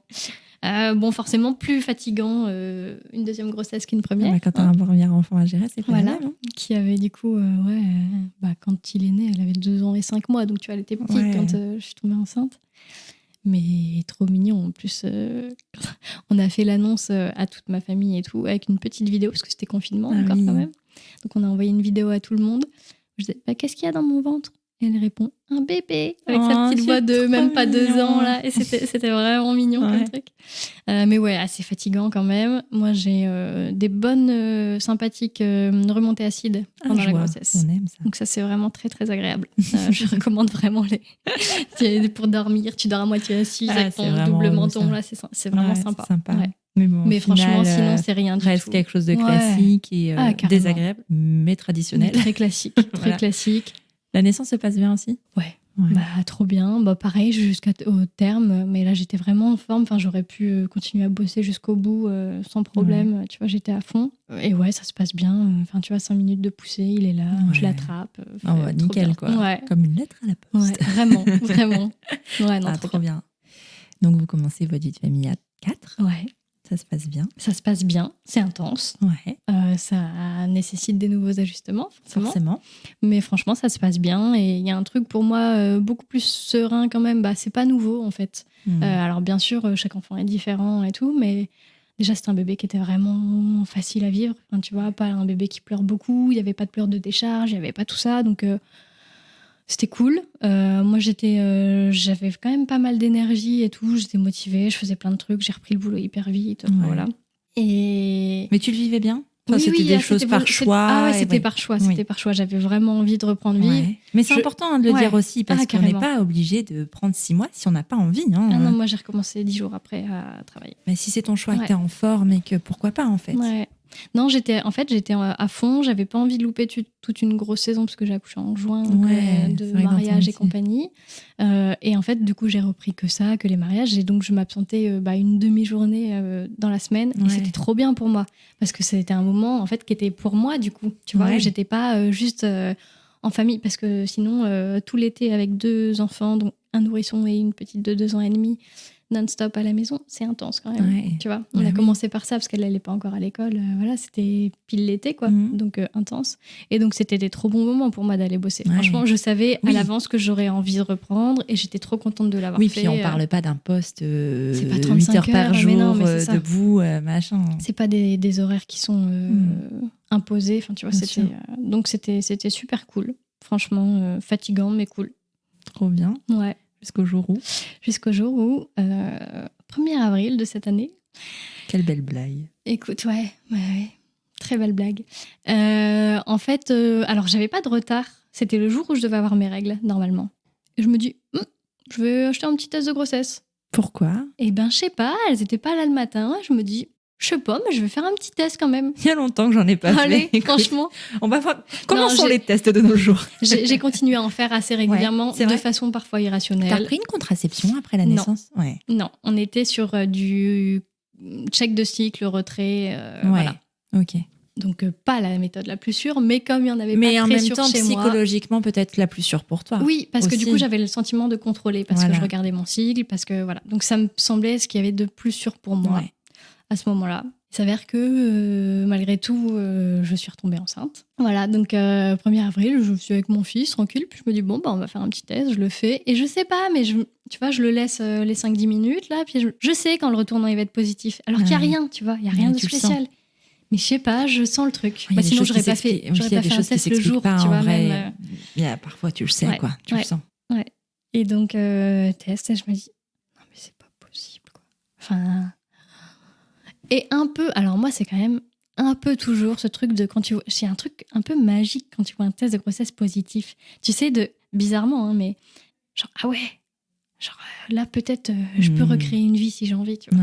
Ça, c'est fou, quoi. Tu vois, dingue. ce truc de, ça fonctionne toujours autant, machin, enfin, tu vois. Genre, peut-être là, si j'ai envie, je peux avoir un bébé, quoi. Et donc, quand même, je le vois, je me dis, ouais, bon, ok, J'allais chez mes parents le week-end, je bois du champagne. Enfin, tu vois, vraiment. Ah, t'as pas fait attention non, pas comme non, là, précédemment. j'étais pas dans le même truc. Là, j'étais... ouais, bon, au pire, je viens de le savoir. Si je bois une coupe, franchement, ça me fera rien. Enfin, tu vois. Pas ce côté précieux. Parce que pour avoir vécu les deux, et je vois exactement ce que tu veux dire. Quand ta grossesse, elle est accueillie, tu fais gaffe. Tu fais gaffe. Mais c'est sûr. Et pour ma première grossesse, celle où j'ai avorté, moi, c'était au moment de Noël et Nouvel An. À Nouvel An, j'ai bu énormément de champagne et je le savais. Et parce que je savais exactement ce que ça allait... Enfin, je connaissais mon choix. Donc, c'est pas du tout les mêmes... Et rien que ça, c'est une preuve que tu ne vas pas continuer cette grossesse. Tu vois. Alors que j'étais quand même dans ce truc de... J'en sais rien, mais bon. T'avais envisagé, toi, avoir un troisième enfant ? Alors, après la grossesse de Clarence, enfin après qu'il soit né, j'étais vraiment sur le truc de non, je pense que j'en aurais plus du tout. Je pense qu'on on trouve un équilibre avec 2, que c'est bien, que j'ai envie de garder un peu de temps pour moi, quand même, pour faire d'autres choses, qu'on puisse avoir chacun des moments, l'un et l'autre, où on s'en va. Là, tu vois, mon mec, il est parti pendant 15 jours en Corse faire un GR20. Enfin voilà, je trouve ça très cool qu'il puisse le faire, que je puisse partir quand j'ai envie aussi. Avec 2, ça se fait, tu vois, quand même. C'est facile de les faire garder parce que 2, c'est correct. 3, ça commence à être plus compliqué. Même si moi, je viens d'une famille de 3, donc il y a un peu un truc de quand même, c'était bien. Et puis, reproduire un peu le truc, tu vois, inconsciemment, mais un peu... C'est cool d'être 3, tu vois. Donc, j'étais vraiment là-dedans. Je m'étais même renseignée pour me faire ligaturer la trompe, du coup. Donc, j'avais pris un rendez-vous. Je ne sais pas si c'était un acte manqué, mais je n'ai pas pu y aller parce que j'ai eu un rendez-vous de taf qui s'est mis. J'ai pas eu le temps. Enfin, bon, voilà. Je l'ai annulé. Et après, je me suis dit, c'est quand même une décision qui est radicale. Et donc, est-ce que je le fais tout de suite ? Est-ce que j'attends un peu ? Bon, entre-temps, je suis tombée enceinte, du coup. Mais du coup, j'en étais plutôt là, en mode 2, c'est bien. Et je sais pas si je suis prête vraiment à me faire ligaturer les trompes, mais par contre, pour l'instant, j'en veux pas d'autres. Cette grossesse, tu l'as annoncée à ton mec ? Oui, par message. C'est pas la même. Il était pas là pour le week-end. Et je lui ai vraiment fait le truc du putain, tu veux le pire poisson d'avril, quoi. Je suis enceinte. Donc au début, il a pas su, c'était vraiment très maladroit. Il a pas su si c'était vrai ou pas, tu vois. Et je lui dis si, en fait, je suis enceinte, quoi. Et donc on s'est dit, bon, on en parle à la fin du week-end. Enfin, il était pas là. Voilà, ça servait à rien de discuter par SMS, ce genre de choses. Mais du coup, ça nous a laissé chacun de notre côté le temps de réfléchir pour nous. Donc c'était bien aussi. Et moi, cette fois-là, je ne voyais que les points négatifs. Donc, je me disais, mais ça veut dire 3, là, il faut changer de voiture. Enfin, tu vois, c'est con, c'est matériel. Si tu veux un bébé, tu te dis pas, il faut changer de voiture. Voilà, j'étais là. Ah non, mais il faut changer de voiture. Et alors, en fait, on n'a plus de chambre de dispo. Enfin, voilà. Et puis, ça veut dire que Clarence aurait 18 mois quand j'accouche. Tu vois, c'est tout petit comme écart. J'aurais des enfants de genre 4 ans, 18 mois, 0. Moi, je suis souvent seule le soir aussi, tu vois, parce qu'il bosse le soir. Je fais comment pour coucher 3 enfants le soir toute seule ? Enfin, tu vois, tous ces trucs. Et je m'étais dit, si jamais on gardait ce bébé, je ne pourrais pas continuer à travailler pendant 2-3 ans, je pense. Parce que ce serait trop, je ferais tout mal. Tu vois, un peu ce truc de j'arriverais pas à être à fond dans mon boulot parce que déjà là je trouve que c'est parfois compliqué de tout concilier. Je serais pas à fond avec mes enfants parce que je serais frustrée de pas bien bosser. Enfin, tu vois, dans les 2 cas, je serais frustrée. Donc, je m'étais dit, si jamais on le gardait, je serais obligée de mettre, d'être mère au foyer pendant genre 2-3 ans. Est-ce que j'ai vraiment envie de ça ? Franchement, je me suis posé la question. Je me suis dit, peut-être, ça peut être cool. Tu vois, je les voyais jouer à 2. Je me disais, si on a un 3e, pourquoi pas ? Ça peut être cool et tout. Et en même temps, je disais, mais je sens au fond de moi, parce que t'as un peu le truc de t'as déjà eu des enfants. Tu sais tous les points négatifs, mais tu sais aussi tous les points positifs de tout ce que ça peut t'apporter. Donc, tu as ce truc de te dire, c'est vrai que j'adore accoucher. Et puis, ça peut être cool, tu vois. Enfin, on en serait capable, voilà. Mais je pense que si je les ai aussi rapprochés, je vais subir ma vie complètement. J'aurai plus aucun espace pour moi. J'aurai plus de temps pour moi. Et je pense que je vais péter un câble. Tu vois, vraiment, pour le coup, là, on est à fond dans le sujet santé mentale et tout. Je savais que j'allais me perdre en route, tu vois. Et qu'il n'y aurait plus d'espace pour moi du tout et que j'allais pas... Et je voulais pas reprocher à un bébé qui avait rien demandé de lui faire peser ce poids-là, ni de faire peser ce poids-là à mes autres enfants, tu vois. De leur dire, en fait... tu vois, de tout le temps être en train de souffler. J'imaginais vraiment le truc de t'es au bout du rouleau et tu passes ton temps à souffler, à râler. Parce que je vois bien, quand je suis fatiguée, j'ai moins de patience. Donc avec 3, tu vois... Donc j'avais vraiment ce truc de me dire, je sais, potentiellement, le couple là, il tient pas. Et moi, je suis au bout du rouleau. Et j'avais pas envie de ça, en fait. Donc, même si ça a été hyper difficile de prendre cette décision, on a décidé de pas le garder. Ça nous a pris un peu de temps, mais on a fait pareil, planning familial. Enfin, je suis allée voir ma sage-femme habituelle. Je lui dis, en fait, là, je sais pas trop vers qui me tourner. Enfin, voilà, on hésite, tu vois, on sait pas trop. Donc, elle nous a redirigés vers le planning familial de Roubaix, de la maternité Beaumont. Ouais. C'est une aile qui est séparée juste à côté de la maternité. Donc, tu ne croises pas de femme enceinte et ça, c'est bien. Chouette. Et du coup, j'ai eu un premier rendez-vous là-bas où j'ai dit que je savais pas, en fait, ce que je voulais faire. Tu vois, j'étais en pleurs, vraiment, les hormones. En plus, moi, ça me rend très sensible, quoi. Donc, voilà. Il y a ça aussi qui est compliqué quand tu prends une décision, c'est que tu as le côté hormonal qui, parfois, te fait douter. Et donc, il faut réussir à garder le côté rationnel. Vraiment, en fait, je n'en voulais pas de ce troisième enfant à ce moment-là. Vraiment pas. Et donc, t'avais tous les trucs d'hormones qui me faisaient dire oui, mais peut-être, oui, mais quand même, oui, mais c'est en toi que ça se passe, oui, mais tu vois. Puis je pense que la décision n'est pas la même quand tu as déjà eu des enfants que quand c'est une première grossesse. Complètement. Parce que quand tu as une première grossesse, tu sais pas ce que c'est. Tu sais pas ce que c'est que cet amour fusionnel. Enfin, ça dépend quel amour tu as avec tes enfants, et qui est pas forcément toujours dès le départ, mais enfin, tu sais. Ouais. Quand t'es maman, tu sais. Quand tu l'as jamais été avant, tu peux que imaginer et en fonction de ce que tu as vécu toi dans ton enfance ou quoi, c'est jamais vraiment. Ouais, puis moi je suis la troisième, tu vois. Ouais. Ah. Donc tu vois, il y a un truc un peu de te dire. Ouais. Si mes parents avaient pris la même décision. Ouais. Un peu. Alors c'est pas pour ça que tu fais un enfant, mais il y a un peu ce truc dit, en même temps, ton fils est le troisième enfant. Oui, c'est vrai. Ça, c'est vrai. Hein, non, mais c'est vrai. C'est vrai. C'est vrai. Ouais, c'est vrai. Mais oui, planning familial, je savais pas. Entre-temps, j'avais un week-end qui était prévu avec une copine à Amsterdam. On partait 4-5 jours. Trop bien, le truc que j'avais pas fait depuis que j'avais les deux, tu vois, de partir aussi longtemps. Donc, trop cool. Et donc, je dis à la gynéco, en fait, j'aimerais bien laisser passer ce temps-là avant de faire mon deuxième rendez-vous. Et donc, ça m'a permis de vraiment réfléchir et tout. Et en fait, au début, on me disait qu'il fallait que je fasse un avortement par voie médicamenteuse. Ouais. Et moi, j'étais vraiment pas chaude du tout. J'avais pas du tout envie de vivre ça comme ça. Le côté, c'est pas concret. En fait, tu sais pas à quel moment ça va se passer, comment ça va se passer. Je voulais pas du tout ça. Je voulais un truc qui soit sûr. Voilà. Donc, en fait, elle me disait, bah oui, mais là, si vous voulez mais t'es obligée. Alors, en fait, c'était trop tôt. Mais parce que... Alors, on parle d'une expérience il y a plus de 10 ans. Moi, j'ai avorté très tôt. Et c'était pas par voie médicamenteuse. Bah écoute, là, ce qu'on me disait, c'est que si je voulais le faire rapidement, c'était comme ça. Parce que sinon, il y avait des risques, en fait, en opérant, que peut-être ça altère un peu l'utérus. Enfin, tu vois, si c'était trop petit. Et tout après, bon, t'as aussi l'anesthésie générale qui fait que... Moi, c'était local. Ah bon ? Ouais. Mais non. Ah, je savais attends, pas que c'était possible. Pour l'avortement. Oui, local. Mais non. Si. Donc, on m'a pas du tout proposé, on m'a pas proposé du tout d'anesthésie générale. Je savais même pas que c'était possible de faire en local. Eh ben, c'est dur. Et c'est un peu dur. Mais en même temps, je regrette pas parce que c'est moins lourd qu'une anesthésie générale. Oui, bien sûr. Et que je pense que j'avais un peu besoin de vivre le truc quand même, tu vois, pour le processer et me dire, ok, là, tu vois, on passe à autre chose. Mais ouais, mais du coup, on me disait que ça, c'était possible qu'il fallait que j'attende genre 1 mois pour le faire. Et j'étais là, je sais quand même pas si je suis capable de vivre avec un bébé dans mon ventre 1 mois. Enfin, c'était pas un bébé à ce moment-là, mais sachant que justement, en sachant que voilà, je sais pas si je vais y arriver et tout. Puis j'avais un peu des nausées et tout ça, donc vivre tous ces trucs de grossesse quand tu sais que tu veux pas aller à terme, en fait, c'est un peu compliqué. Et en fait, avec ce week-end qui est passé, tout ça, le deuxième rendez-vous, non, j'ai pas eu le deuxième rendez-vous tout de suite. J'ai pris le rendez-vous avec la psychologue.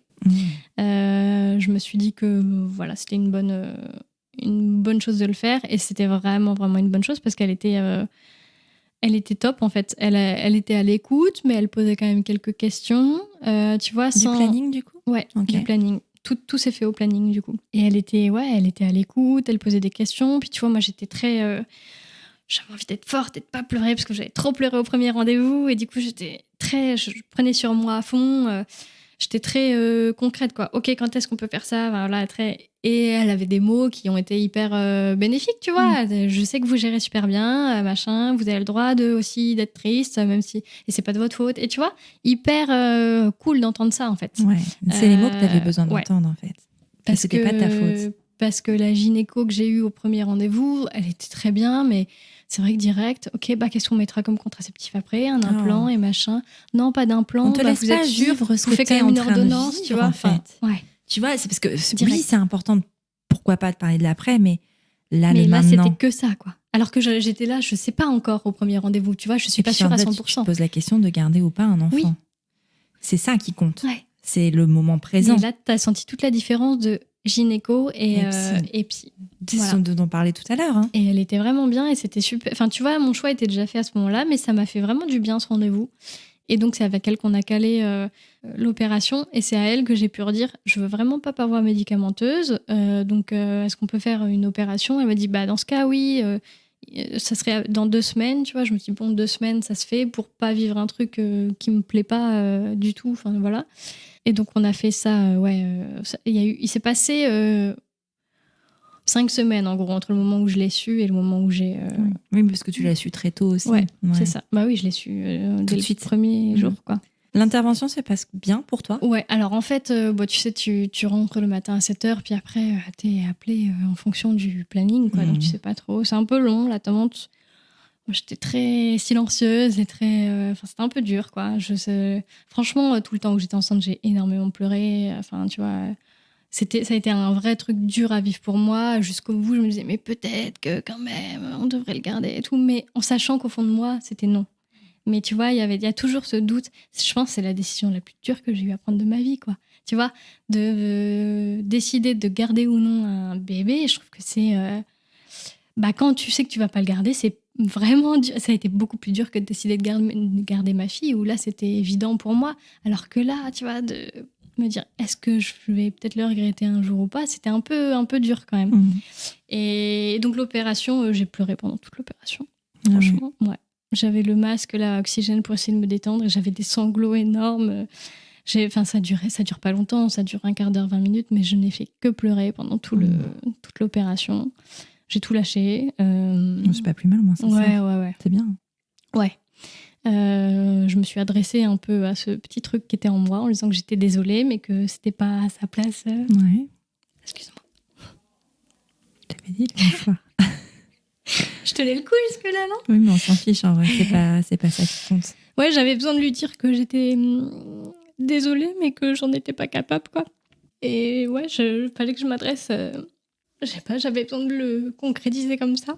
De pas le prendre juste, tu vois, comme un sac de cellules, mais vraiment comme t'aurais pu être notre bébé, mais là, il n'y a pas de place pour toi et c'est mieux comme ça, en fait. Mais de lui dire que j'étais désolée, ça peut paraître un peu bête, mais moi, c'était comme ça. Et donc, toute l'opération, c'était ça. Je m'adressais un peu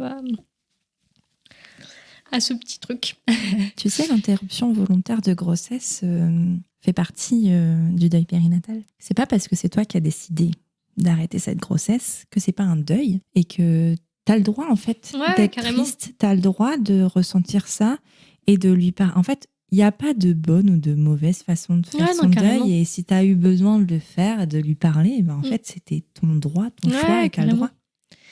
C'est vrai que je trouve que c'est quand tu vois tout ce qui se passe en ce moment, tu vois, aux États-Unis et tout, et je me dis, mais comment tu peux avoir envie d'interdire ça aux femmes alors que c'est vraiment pas une décision que tu prends de gaieté de cœur, en fait. Tu vois, c'est jamais un moment facile à passer. Et même si tu le vis plus ou moins bien, c'est quand même un truc de ta vie qui est important. Et personne ne fait ça comme ça. Enfin, tu vois, c'est pas un moyen de contraception et c'est évident. Et qu'on prenne les femmes pour des débiles qui vont pas faire attention et avorter parce qu'elles s'en moquent. Enfin, non, en fait, c'est pas possible. Et je vois pas comment on peut avoir envie d'imposer des enfants à des gens qui ne les souhaitent pas. C'est la pire chose au monde d'avoir un bébé si tu n'en as pas envie. C'est tellement un rôle important. Tu vas élever quelqu'un et si t'as pas envie, pourquoi on te forcerait à avoir un bébé? Donc c'est vrai que ça... Tu vois, le fait de le vivre, je suis encore plus en colère de tout ce qui se passe parce que tu te dis, mais... Ok les gars, vous êtes bien mignons, mais vous aurez jamais à vivre ça en fait, donc vous savez pas votre mot à dire là-dessus quoi. Non, et puis tu vois, j'avais lu cette phrase et que je trouve très vraie, c'est que mettre un terme à une grossesse, c'est jamais une gaieté de cœur, c'est jamais un choix facile à faire, par contre c'est toujours une question de survie. Ouais. Toujours. Mais oui, mais en fait quand tu le veux pas, dans tous les cas, tu iras par tous les moyens. Tu iras par tous les moyens et t'expliquer tout à l'heure pourquoi tu avais décidé. de pas garder cet enfant, ce bébé. Et ben, en fait, c'est parce que tu savais au fond de toi que tu n'étais pas Ouais, capable je et sais qu'en fait, que- c'était ta vie aussi qui était en jeu. Vraiment. Oui, Vraiment. non, parce mais que, pour de enfin, vrai. Hein. Oui. Et pas pour des questions d'avoir peur de mourir. C'est pas tu du vois, confort. Mais ce truc de... Non, en fait, ma vie, elle va mal se passer. Je vais pas... Mais en fait, tu dis pas de mourir, Oui. mais en même temps, la dépression, Oui. ça mène c'est à... vrai. Tu vois, Ouais, c'est vrai. le suicide et tu en as un Non, lien c'est vrai, c'est vrai. de causalité Ouais. de la dépression. C'est Ouais. la fin de la dépression, c'est ça si elle Ouais, n'est pas c'est vrai. soignée. C'est vrai. Donc en fait, si, c'est une question de vie ou de mort, Mhm. au final. Ouais. Et ça reste du préventif. Ouais. Et ça reste un choix qui est juste aligné avec ta santé mentale à toi et ta vie à toi. Et c'est pas... Parce qu'on entend aussi ces mots de c'est égoïste, parce que je les ai entendus ces mots-là. Hein. Oui. C'est égoïste. Tu sais, il y a quelque temps, j'ai publié une vidéo, un réel sur Instagram où je racontais mon avortement. Enfin, je racontais pas, mais je parlais de mon avortement. Et je l'ai mis sur Instagram, ça a été très bien accueilli. Je l'ai mis sur TikTok. La blague. J'ai reçu beaucoup de commentaires, notamment la plupart des commentaires me disaient non mais les moyens de contraception ça existe. Bah oui, ça existe. Je suis bien la preuve que ça ne fonctionne mais en pas fait, toujours. voilà, c'est ça. Et juste, oui, ça existe. Et non, ce n'est pas de la faute des femmes si ça ne marche pas, parfois. Oui, ça existe. Moi, ma grossesse, elle était sous pilule, celle que j'ai pas désirée. Les tiennes, enfin, je veux dire, t'en as eu plusieurs. Sous pilule, sous stérilet, là. Alors, je suis d'accord, j'avais pas de contraceptif à proprement parler, mais ça on n'empêche. faisait hyper gaffe quand même au cycle et tout. Et tu vois, pareil, là, le deuxième rendez-vous que j'ai eu avant l'opération, on m'a reparlé de l'implant. J'ai dit non, mais vraiment, j'ai pas envie de mettre un implant. On m'a dit ok, dans ce cas, préservatif plus pilule. Mais en fait, ça va aller Enfin, je vais pas en prendre 15 d'un coup, tu vois. Enfin, ce truc un Mettez peu... la boîte de préservatif. Mais non, mais tu vois, c'est quand même... Vous en mettez 8, super. On est sûr. Tu vois, c'est quand même... vraiment un peu te prendre pour une enfant, une débile, là, d'être là, de te dire vous savez pas faire attention, alors on va vous mettre 4 moyens de contraception, et puis là, au moins, vous tomberez plus enceinte. Tu vois, il y a un truc un peu... Et à aucun moment, même si tout le monde a été super, personne ne m'a dit mais est-ce que peut-être votre mec il peut faire quelque chose, tu vois, enfin, est-ce que... Parce qu'en fait, moi, j'ai quand même parlé de mon désir de potentiellement me faire ligaturer les trompes lors du premier rendez-vous. Donc, elle aurait pu aussi me dire vous savez, votre conjoint, peut-être que lui, il peut aussi faire quelque chose. En fait, il peut faire une vasectomie et c'est moins invasif et c'est moins... Je le savais, je le sais. On a déjà eu ces discussions-là. Lui, il est pas trop chaud et tout. Parce que t'es informé. Oui. Parce que tu vas chercher l'information, voilà. mais on te la donne pas. Personne de tout mon parcours ne m'a jamais parlé de... Est-ce que lui, peut-être, il peut faire quelque chose, en fait? Non, jamais. Même quand je suis allée parler de ligature des trompes, tu vois. C'est incroyable. Enfin, c'est quand même fou que ce soit pas juste ok, on vous présente les moyens de contraception, on vous présente aussi les moyens de contraception masculins. Mais parce que la contraception n'est jamais vue, et ça je trouve ça assez dingue, comme un problème de couple. Ouais. Non, c'est le problème, c'est le problème de la femme. Mais pas un problème de couple. C'est elle qui tombe enceinte, donc... non, en fait. Ça marche pas comme ça. Et en fait, tout ça... Mais on pourrait passer des heures vraiment là-dessus et en parler que de ça, mais c'est vraiment un problème systémique. De dire, en fait, les hommes n'ont pas de responsabilité dans la grossesse. C'est aussi leur enlever la responsabilité de la famille derrière et leur donner tout le plein pouvoir sur tout, en fait. Évidemment. Parce qu'ils sont intouchables. Et d'avoir ce contrôle on contrôle le corps des femmes. On contrôle le corps des enfants aussi, mais ça, c'est encore un autre sujet. On contrôle le corps des femmes.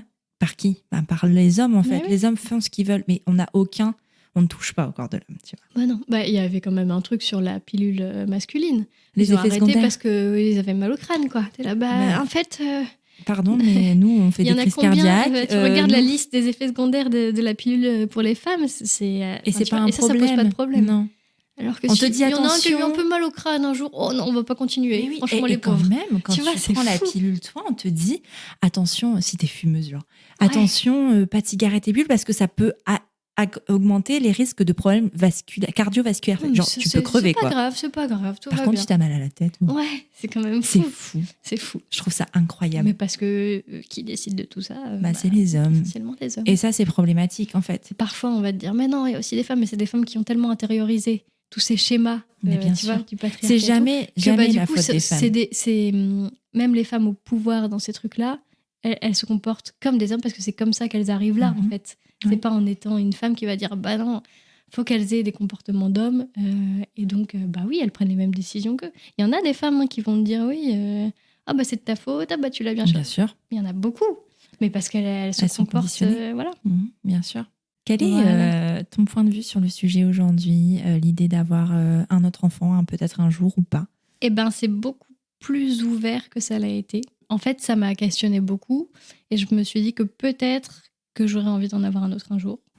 C'est pas du tout une certitude. Bon, c'est jamais vraiment une certitude. mais ça fait partie des choses que peut-être un jour, j'aurais envie. Ouais. Ce qui ne fait pas du tout remettre en cause... Ta tu décision. vois, voilà, Oui. pas du tout. Bien sûr. Là, si j'y repense, si je dois refaire la même chose, je refais la même chose parce que vraiment, c'était pas le moment. Je le sais, je l'aurais pas...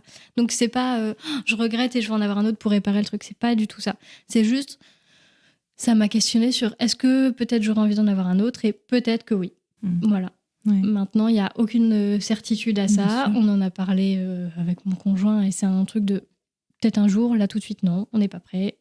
Mais c'est une possibilité. Ok. Voilà. Et comment tu vas? Je vais bien.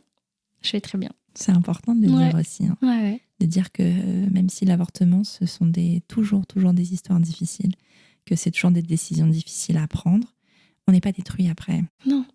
Au contraire. Ouais. Au contraire, parce qu'en fait, c'est une décision que tu prends. Alors, on fait du cas général, hein, mais encore une fois, il y a forcément des femmes que ça. Bien sûr. Mais c'est pas la majorité des cas. Et on le vit bien dans le sens où, en fait, parce qu'il y a beaucoup de discours anti-avortement qui vont vous dire que l'avortement détruit des femmes. C'est pas vrai. La plupart du temps, c'est rarement le cas. Je dirais même que souvent, ça en sauve. Oui, ça sauve plus que l'inverse. Ouais. Après, forcément, si t'avortes et que c'est pas ton choix et que tu le fais sous... Enfin, tu vois, bah là, Bien oui, sûr. ça peut te détruire. Mais c'est encore autre chose. Ouais. Quand c'est ton choix d'avorter, et ben en fait, oui, ça n'empêche pas la tristesse. Ça aussi, c'est un truc... oui, effectivement, on a le droit d'être triste. Et j'avais lu un truc comme ça sur... c'est OK d'être triste après avoir pris des bonnes décisions. Tu vois? Oui, c'est et vrai. en fait, moi, je l'ai vu un peu après avoir avorté et ça me parlait vachement. Je me dis, bah oui, en fait, t'as le droit d'être triste, même si t'as pris la bonne décision. T'as le droit de vivre de la tristesse et de processer le truc et de prendre ton temps. Et ça veut pas dire que tu regrettes la décision que t'as prise. Tu peux ressentir de la tristesse sans remettre en cause ta décision. Donc moi, j'ai ressenti de la tristesse et tu vois, quand j'en parle, il y a beaucoup d'émotions parce que ça me ramène à ce que j'ai vécu et tout. Mais en aucun cas, je regrette d'avoir pris cette décision. Vraiment, je referais la même chose si je devais... Enfin, tu vois. Donc vraiment, tu peux être complètement en accord avec ça et ne pas mal le vivre, quoi. Ouais. Merci Justine. De rien, Elise. Merci beaucoup pour cette histoire, pour ton histoire, de la partager. Si on veut te suivre et éventuellement, pourquoi pas, si on cherche une maquilleuse pour n'importe quel événement, par où ça se passe? Eh bien, sur Insta, principalement. Je te laisserai peut-être mettre le je nom, le parce que noterai, sinon, mais je pense qu'il va y avoir Faces and Souls Makeup. Waouh, l'accent ici. Mais je mettrai bien sûr toutes les informations en description de l'épisode sur les plateformes podcast, mais aussi sur les réseaux sociaux. Je te remercie 1000 fois pour ce témoignage important. Je pense que tu vas aider beaucoup de femmes. J'espère. Et en tout cas, merci 1000 fois de le faire.